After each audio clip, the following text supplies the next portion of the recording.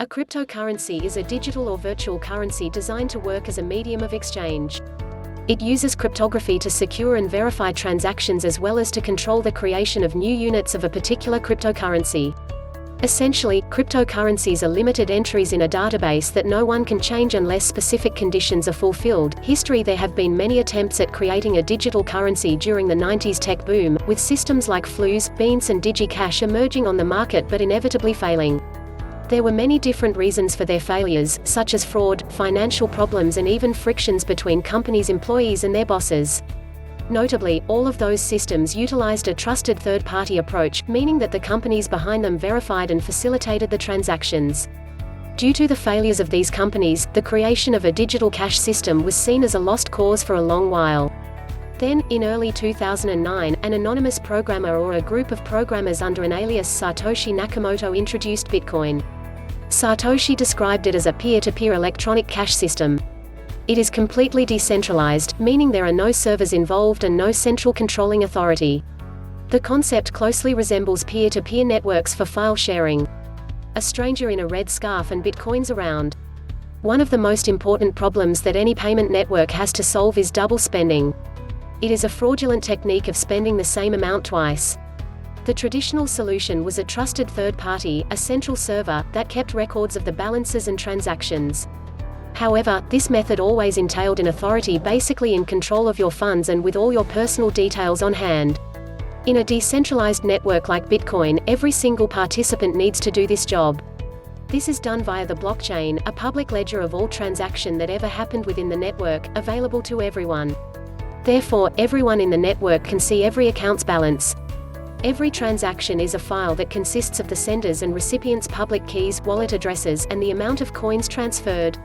The transaction also needs to be signed off by the sender with their private key. All of this is just basic cryptography. Eventually, the transaction is broadcasted in the network, but it needs to be confirmed first.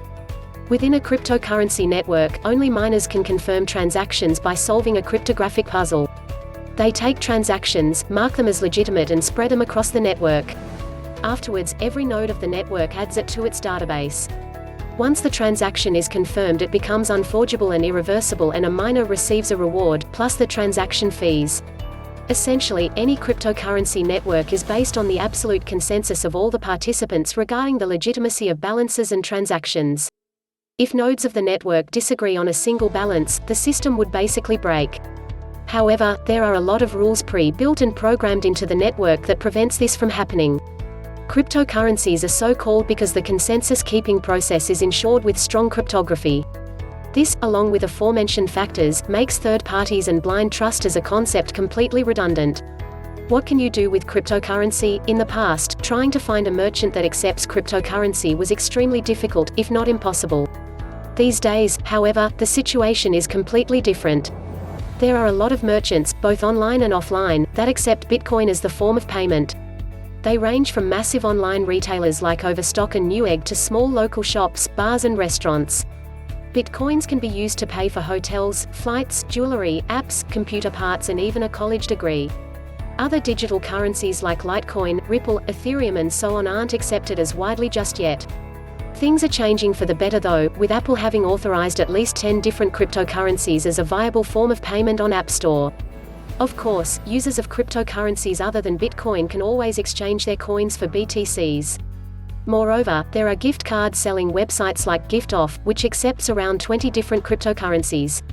Through gift cards, you can essentially buy anything with a cryptocurrency. Finally, there are marketplaces like Bitify and OpenBazaar that only accept cryptocurrencies. Read more in the article, What Can I Buy with Bitcoins? Invest. Many people believe that cryptocurrencies are the hottest investment opportunity currently available. Indeed, there are many stories of people becoming millionaires through their Bitcoin investments. Bitcoin is the most recognizable digital currency to date, and just last year one BTC was valued at $800. In November 2017, the price of one Bitcoin exceeded $7,000. Ethereum, perhaps the second most valued cryptocurrency, has recorded the fastest rise a digital currency ever demonstrated. Since May 2016, its value increased by at least 2,700%. When it comes to all cryptocurrencies combined, their market cap soared by more than 10,000% since mid-2013. However, it is worth noting that cryptocurrencies are high-risk investments. Their market value fluctuates like no other assets. Moreover, it is partly unregulated. There is always a risk of them getting outlawed in certain jurisdictions, and any cryptocurrency exchange can potentially get hacked. If you decide to invest in cryptocurrencies, Bitcoin is obviously still the dominant one. However, in 2017 its share in the crypto market has quite dramatically fallen from 90% to just 40%. There are many options currently available, with some coins being privacy-focused, others being less open and decentralized than Bitcoin, and some just outright copying it. While it's very easy to buy Bitcoins, there are numerous exchanges in existence that trade in BTC. Other cryptocurrencies aren't as easy to acquire. Although, this situation is slowly improving, with major exchanges like Kraken, Bitfinex, Bitstamp and many others starting to sell Litecoin, Ethereum, Monero, Ripple and so on. There are also a few other different ways of being coin. For instance, you can trade face-to-face with a seller or use a Bitcoin ATM. Once you bought your cryptocurrency, you need a way to store it. All major exchanges offer wallet services. But while it might seem convenient, it's best if you store your assets in an offline wallet on your hard drive, or even invest in a hardware wallet. This is the most secure way of storing your coins, and it gives you full control over your assets. As with any other investment, you need to pay close attention to the cryptocurrency's market value and to any news related to them. CoinMarketCap is a one-stop solution for tracking the price, volume, circulation, supply and market cap of most existing cryptocurrencies. Depending on a jurisdiction you live in, once you've made a profit or a loss investing in cryptocurrencies, you might need to include it in your tax report. In terms of taxation, cryptocurrencies are treated very differently from country to country. In the US, the Internal Revenue Service ruled that Bitcoins and other digital currencies are to be taxed as property, not currency. For investors, this means that accrued long-term gains and losses from cryptocurrency trading are taxed at each investor's applicable capital gains rate, which stands at a maximum of 15%. Miners are the single most important part of any cryptocurrency network, and much like trading, mining is an investment. Essentially, miners are providing a bookkeeping service for their respective communities. They contribute their computing power to solving complicated cryptographic puzzles, which is necessary to confirm a transaction and record it in a distributed public ledger called the blockchain. One of the interesting things about mining is that the difficulty of the puzzles is constantly increasing, correlating with the number of people trying to solve it. So, the more popular a certain cryptocurrency becomes, the more people try to mine it, the more difficult the process becomes. A lot of people have made fortunes by mining Bitcoins. Back in the days, you could make substantial profits from mining using just your computer, or even a powerful enough laptop. These days, Bitcoin mining can only become profitable if you're willing to invest in an industrial-grade mining hardware.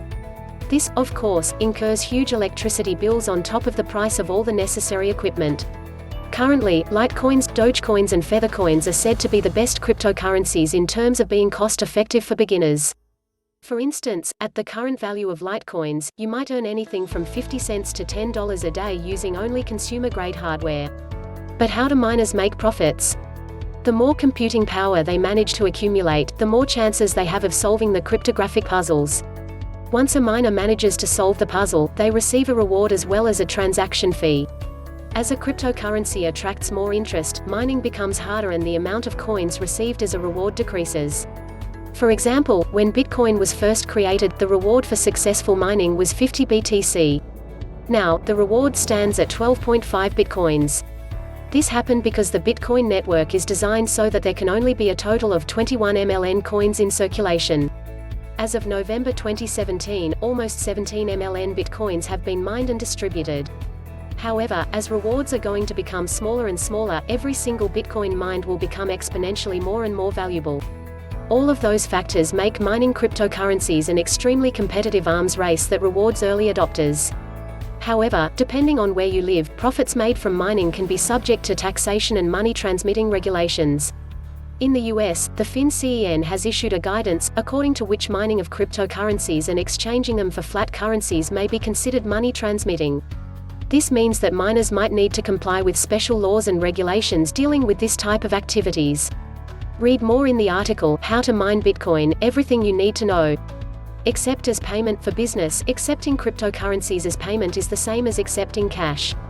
If you happen to own a business and if you're looking for potential new customers, accepting cryptocurrencies as a form of payment may be a solution for you.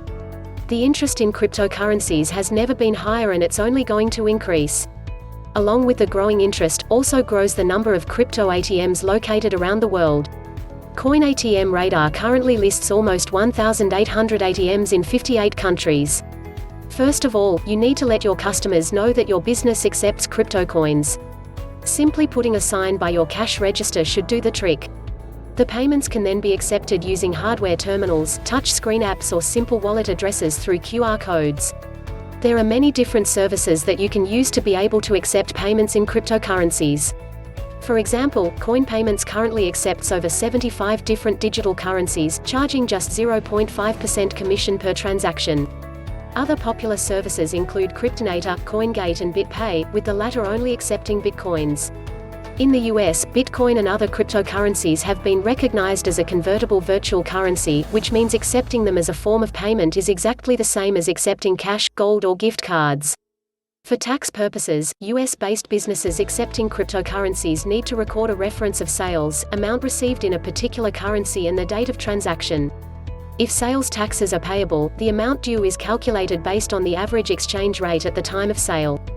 Legality of cryptocurrencies. As cryptocurrencies are becoming more and more mainstream, law enforcement agencies, tax authorities and legal regulators worldwide are trying to understand the very concept of crypto coins and where exactly do they fit in existing regulations and legal frameworks. With the introduction of Bitcoin, the first ever cryptocurrency, a completely new paradigm was created.